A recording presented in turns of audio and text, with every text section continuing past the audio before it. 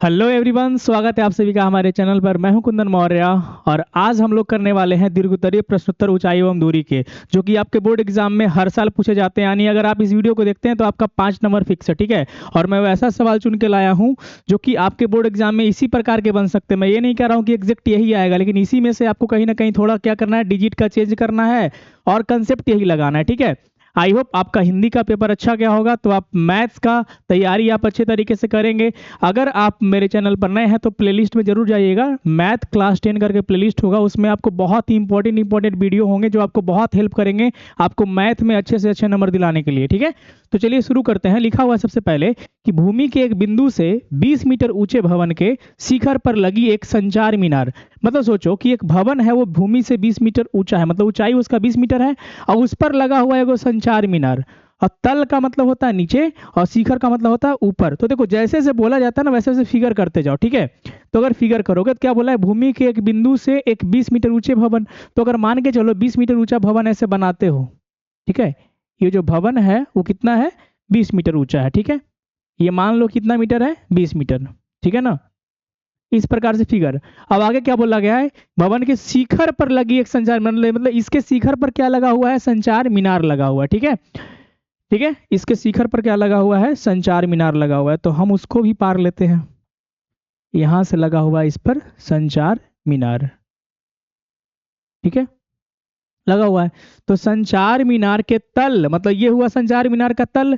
जो इस मीनार, ये जो भूमि, ये जो है पूरा का पूरा बना हुआ हमारा ये भवन, इसी के शिखर, तो ये इसका तल हो जाएगा। तो तल और शिखर के उन्नयन कोण दिया हुआ है 45 डिग्री और 60 डिग्री। मतलब कहीं भूमि से अगर देखते हैं इस पे, अगर कहीं भूमि से देखा जाता है, जैसे ये मान के चलो, ठीक है, यहां से अगर इसको देख रहे हैं, ठीक है ना। तो यहां से अगर इसको यहां देखते हैं, तब बना हुआ है कितना डिग्री उन्नयन कोण, 45 डिग्री। और अगर इसके शिखर को देखते हैं, कहाँ देखते हैं इसके शिखर को, तो बना हुआ कोण कितना है, 60 डिग्री। यानी यहां से अगर हम यहां देखते हैं तो कितना कोण बन रहा है, 60 डिग्री।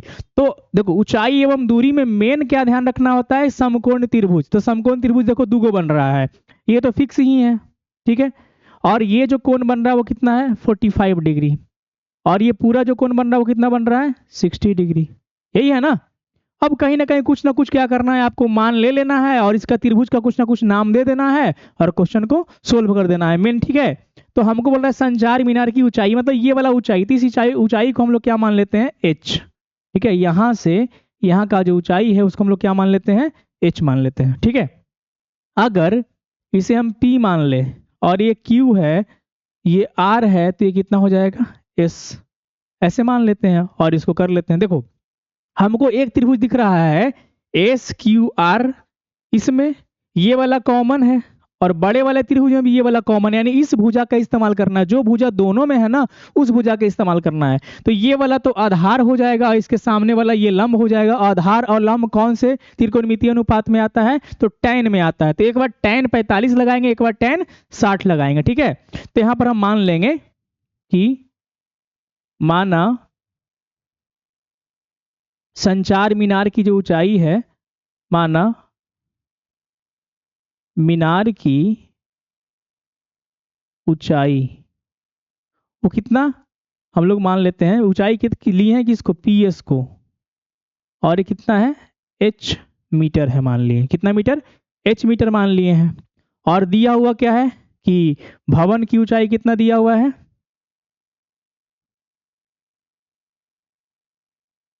भवन की ऊंचाई जो दिया हुआ है, मतलब एस क्यू जिसको हम लोग माने हैं, ठीक है, वो कितना दिया हुआ है, वो है 20 मीटर, ठीक है ना। और हमें निकालना है संचार मीनार की ऊंचाई। तो हम लोग त्रिभुज पहले इसमें चल लेंगे और फिर इस त्रिभुज में चल लेंगे। तो त्रिभुज एस क्यू आर बोलो या आर क्यू एस बोलो, एस क्यू आर में, क्योंकि हमें ये वाला भुजा चाहिए और ये, और इस भुजा को फिर इस भुजा को लेंगे, हमें tan चाहिए तो tan 45 लगाएंगे। तो tan 45 डिग्री। तो लंब बटे क्या होता है, आधार। तो 45 डिग्री के सामने वाला लंब कितना हो जाएगा, ये एस क्यू और बटे क्यू आर, ये हो जाएगा। tan 45 का वैल्यू कितना होता है? देखो वैल्यू पूरा का पूरा याद कर लेना, आपको परीक्षा में ऑब्जेक्टिव में सब्जेक्टिव में सब में काम आएगा। तो tan 45 का मान कितना होगा? 1। तो उस आधार पर एस क्यू का मान जो है वो दिया हुआ है 20, तो क्यू आर का भी मान तो फिर कितना हो जाएगा? 20 ही हो जाएगा। ये जो क्यू आर है उसका मान कितना हो जाएगा? वो भी हो जाएगा 20 मीटर।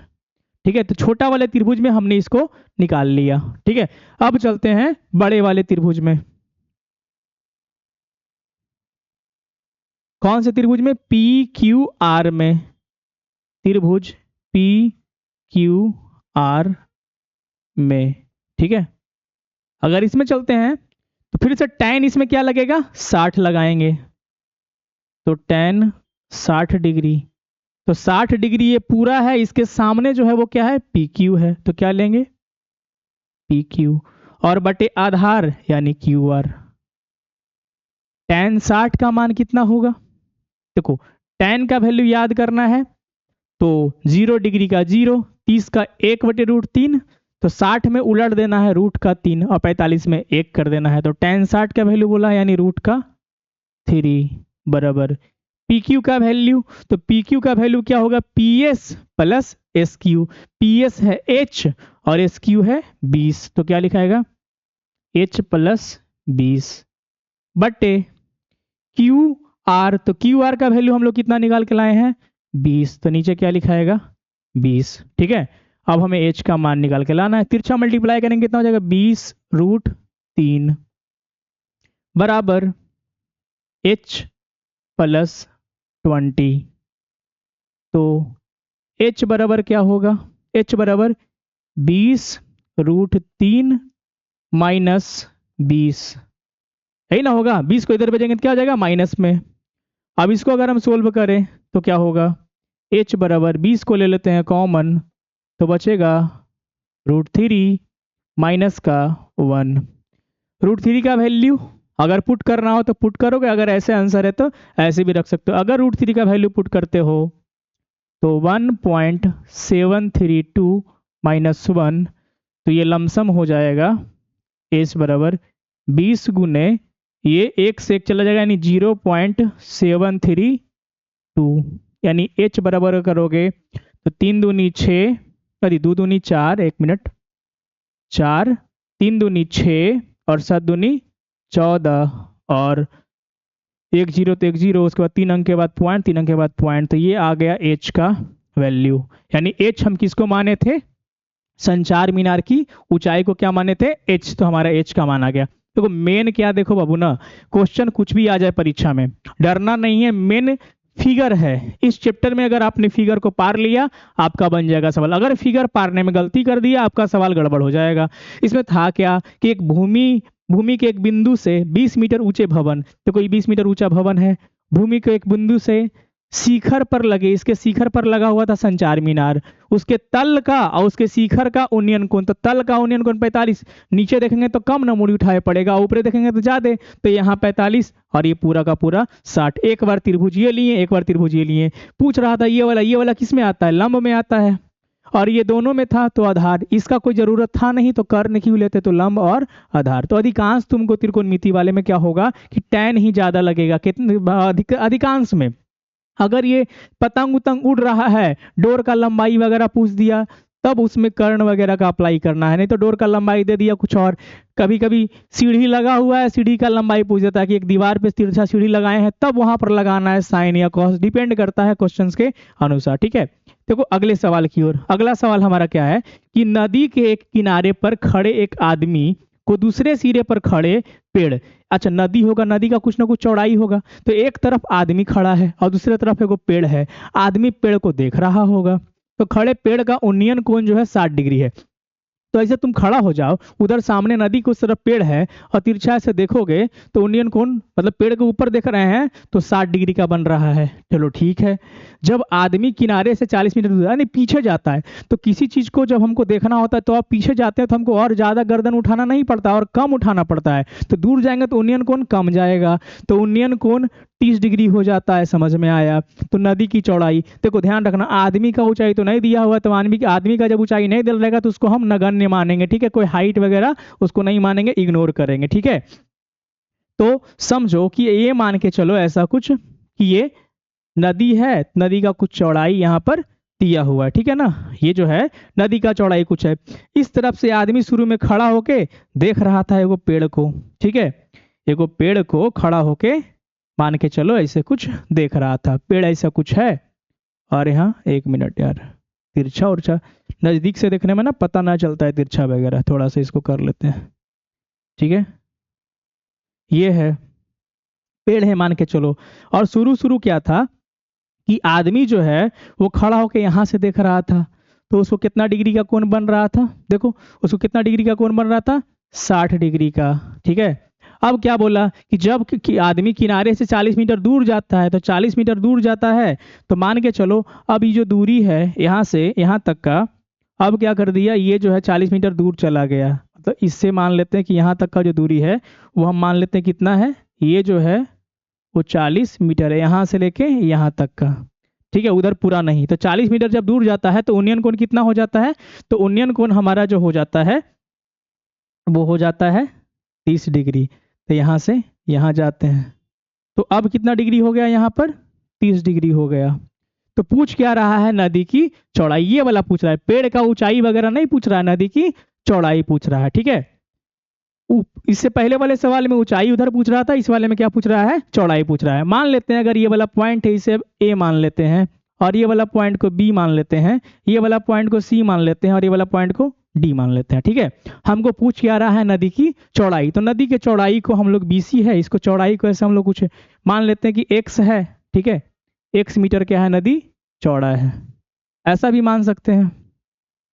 और पेड़ जो है ए बी है तो उसको ए बी रहने दो, या एच मानना है तो एच मान सकते हो, ठीक है। तो देखो एक त्रिभुज बन रहा है 60 डिग्री वाला और एक त्रिभुज बन रहा है 30 डिग्री वाला। इस वाले सवाल में क्या है कि ये वाला जो भुजा है ये दोनों में है, 60 वाले में भी ये है और 30 वाले में भी है, इसको तो लेना ही लेना है। और इसमें क्या है कि ये वाला की जरूरत है तो लंब और नीचे आधार, यहाँ भी tan लगेगा, समझ रहे हो बात को, यहाँ भी क्या लगेगा, tan लगेगा, समझना इतना जरूर करते चलना है, ठीक है ना।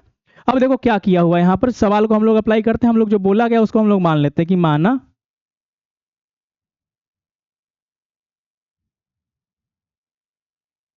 नदी की चौड़ाई, चौड़ाई कितना, इसको बीसी माने है ना, इसको बीसी लिख लेंगे और बराबर एक्स मीटर मान लेते हैं चौड़ाई, ठीक है, एक्स मीटर, ठीक है। अब हम लोग को निकालना है, उस अनुसार से हम लोग चलेंगे। तो त्रिभुज ए बी सी में, त्रिभुज ए बी सी में, तो त्रिभुज ए बी सी में अगर चलेंगे, 1 मिनट सॉरी, त्रिभुज ए बी सी में अगर हम चलते हैं तो जैसे जैसे दिया हुआ है वैसे वैसे करना है। तो ए बी सी में 60 डिग्री का कोण बन रहा है तो हम क्या लगाएंगे, tan 60, और tan 60 डिग्री बराबर क्या लिखेंगे, लंब हमारा हो जाएगा ए बी और बटे ये हो जाएगा बी सी, ठीक है। tan 60 का वैल्यू बोले, tan 60 का वैल्यू कितना होता है, √3। अगर 30 का बोलता तो उल्टा कर देते, 1/√3 कर देते, ठीक है। ए बी को ए बी रहने दिया जाए और बी सी का वैल्यू x माने हैं तो x मान लेते हैं, ठीक है। क्लियर इस प्रकार से, ठीक है ना।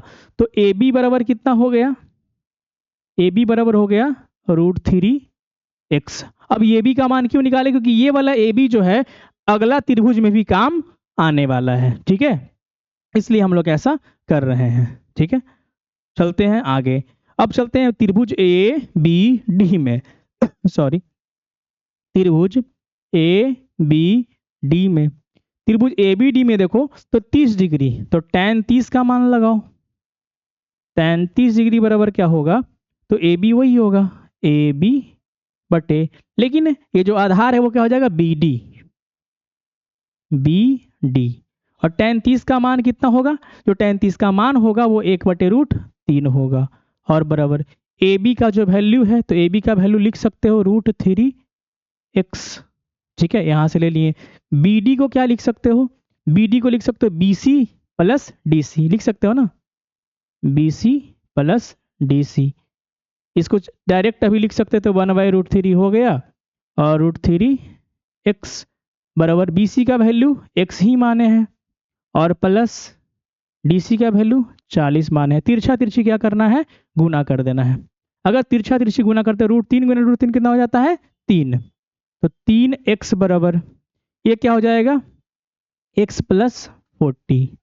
x को इधर लेके आओ तो 3x - x बराबर 40।